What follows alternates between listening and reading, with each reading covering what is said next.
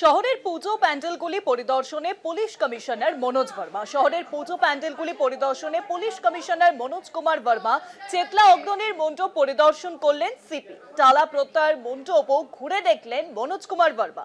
পুজো সংক্রান্ত নয়া অ্যাপের ঘোষণাও করেন সিপি। ট্রাফিক পরিস্থিতি নিয়েও আশাবাদী পুলিশ কমিশনার। ট্রাফিক নিয়েও কিন্তু আশাবাদী রয়েছেন পুলিশ কমিশনার। শহরের পুজো প্যান্ডেলগুলি পরিদর্শনে পুলিশ কমিশনার মনোজ কুমার বর্মা। আর এই নিয়ে প্রতিবেদন তুলে ধরেছেন আমাদের প্রতিনিধি রিয়া মাঝি। দেখব। শহরের 9টি পুজো মণ্ডপ ঘুরে দেখলেন খোদ কলকাতার পুলিশ কমিশনার মনোজ বর্মা। সঙ্গে ছিলেন লালবাজারের একাধিক শীর্ষকর্তারা ও ফায়ারের আধিকারিক সহ কেএমসির আধিকারিকরা। একাধিক পুজো মণ্ডপ তিনি ঘুরে দেখলেন। সেখানের যে এন্ট্রি এক্সিট গেটের যে গাইডলাইন রয়েছে, সেখানে পর্যাপ্ত জায়গা রাখতে হবে। কোনো রকম কোনো অপ্রীতিকর ঘটনা ঘটলে যাতে দ্রুত সেখান থেকে বেরিয়ে যাওয়া যায়, সেই কারণের জন্যই সেখানে পর্যাপ্ত স্পেস রাখতে হবে। সেই সমস্ত জিনিস ঠিকঠাক রয়েছে কিনা পুজো মণ্ডপগুলোর, তাছাড়া ফায়ার ফাইটিং সিস্টেম ঠিক রয়েছে কিনা, সেই একাধিক বিষয় খতিয়ে দেখলেন খোদ পুলিশ কমিশনার নিজে।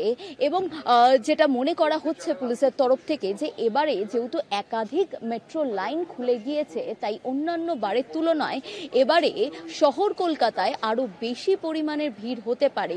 সেই কারণে ক্রাউড ম্যানেজমেন্টের দিকে যেমন প্রধান নজর রাখা হয়েছে, অন্যদিকে যেহেতু ইউনেস্কোর তরফ থেকে ইতিমধ্যেই একাধিক পুজো মণ্ডপ তারা পুরস্কার পেয়েছেন, সেই কারণের জন্য যাতে বাইরের যারা অর্থাৎ ফরেন যারা আসবে, যারা গেস্ট আসবে, তাদের যাতে কোনো রকম অসুবিধা না হয়, তাদের জন্য কিন্তু এক্সট্রা ম্যানেজমেন্ট রাখা হয়েছে।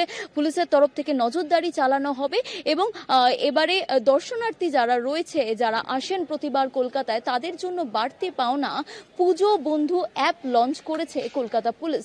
যেখানে আপনি যেই লোকেশনে থাকবেন সেখান থেকে আশেপাশে কোন ঠাকুর রয়েছে, কোন পুজো মণ্ডপ রয়েছে, সেখানের এন্ট্রি গেট কোথায় রয়েছে, সেই সমস্ত বিষয় জানতে পারবেন সেই পুজো বন্ধু অ্যাপ থেকে। ক্যামেরায় সুবীর ঘোষের সঙ্গে রিয়া মাঝি, কলকাতা টিভি।